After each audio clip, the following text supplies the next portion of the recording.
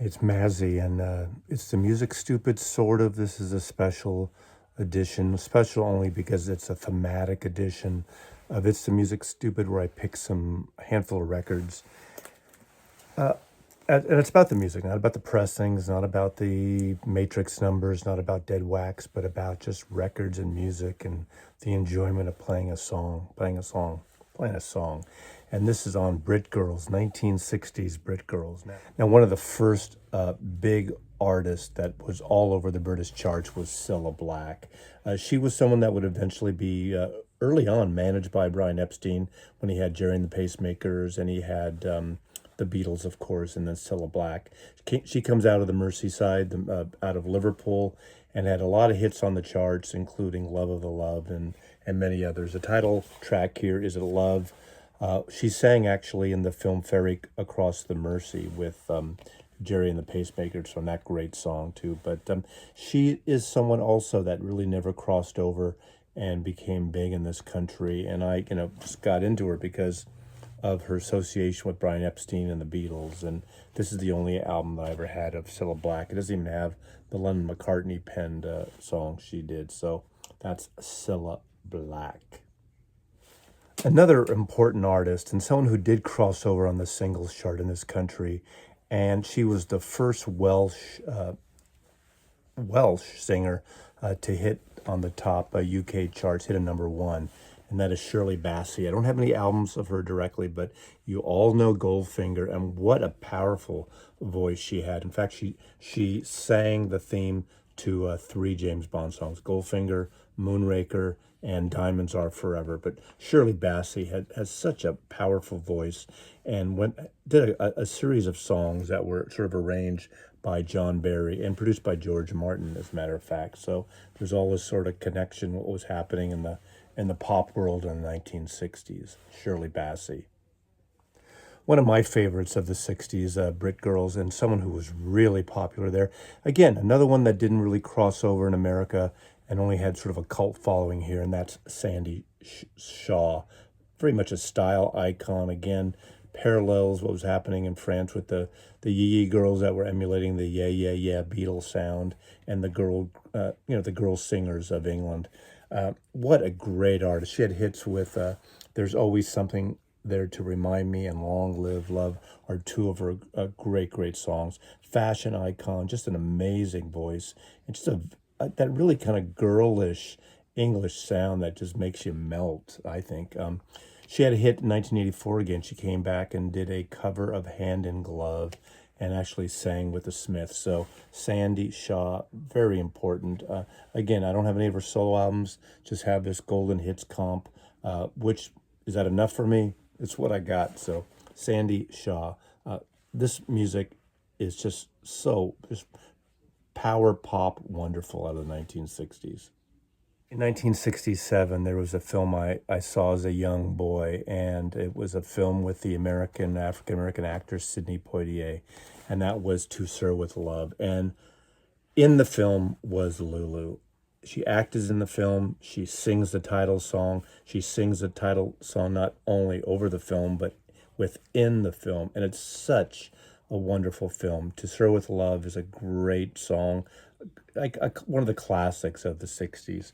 Of course, Lulu would go on to do a whole series of huge hits. She was married to a Bee Gee, as I recall, and again, another icon who acted and sang, and she did cross over in this country. To Sir with Love was actually a hit in America too, but I'm a big fan of Lulu and this wonderful UK import. Sandie Shaw record too is a UK pressing, and this is a UK pressing.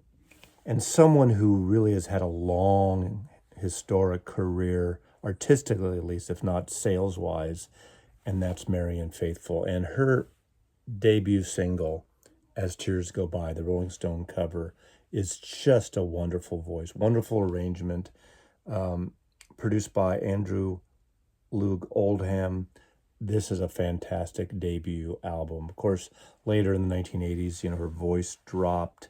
She had that throaty voice, the drug smoke fueled voice, and she did these amazing versions with broken English starting in the early 1980s with the dance beat and the post-punk, post-new wave thing happening.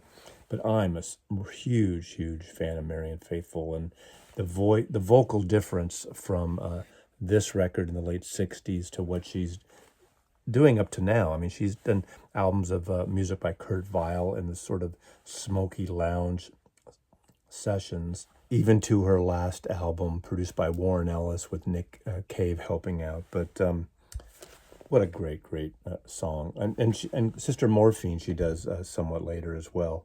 That song that Jaggard and Richard wrote with her help. I think she finally got a writing credit on Sister Morphine, Marianne Faithfull. The next two are the two biggest crossovers that really crossed the Atlantic and came to America and were huge in America on television and radio. And the song that I love, which I think is a perfect single, is Downtown by Petula Clark. Petula Clark had her own TV show, hosted a lot of teen shows, even though she was already 30 years old in 1964 by the time she recorded Downtown. Had a slew of hits, including Downtown, Color My World, Don't Sleep in the Subway, Darlin', I Know a Place. I have about 5 or 6 of her Warner Brothers records. They're cheap to get. You can get this stuff fairly inexpensively. This is a mono press, and this is a great sounding record. Get Volume 1 and Volume 2 of Petula Clark's greatest hits. What another powerhouse singer. Not as powerful as Shirley Bassey in terms of vocal, just vocal intensity, but just really a great superstar, a great hit factory single. She had like 14 top 30 hits in America alone. But Petula Clark, again, one of my favorite. And lastly, probably the most important and my favorite singer, and that's Dusty Springfield. She came from the UK, all over the American charts, all over American television. She hosted shows. She really brought this British take on blue-eyed soul, and what an amazing, amazing artist. One of her first big hits was I Only Want to Be With You. What a great, great song, all over the American charts. So I'm assuming she was all over the British charts, but what a great, great singer. She used to wear these amazing wigs all the time too. America's newest singing star, Dusty Springfield. She covered a good number of Hal David and Burt Bacharach songs, including I Just Don't Know What to Do With Myself and Wishin' and Hopin'. Wishin' and Hopin' was a great song too. Greatest hits record here. America's newest singing star, Dusty Springfield. I love this because this is actually a record I got with my friend's Coleman collection. But this cover, look how sort of swinging 60s that is. And this is called Dusty Springfield. Where Am I Going? How friggin' great is that?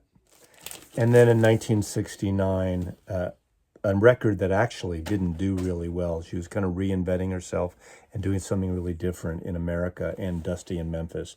This has become an iconic record, and it really didn't do much hugely, although the great song, Son of a Preacher Man, was all over the radio. So I keep, hearing that, some critics didn't know what to do with this record, but it's such a good record, and it's a record that should be in this. Out of all these records here, I mean, the other records are great: Shirley Bassey, Goldfinger, Sandie Shaw, Pet Clark, and everything. But if you need one record from this session, this is the record: Dusty Springfield, Dusty in Memphis from 1969. Fantastic record. So thanks for watching, and Mazzy loves you.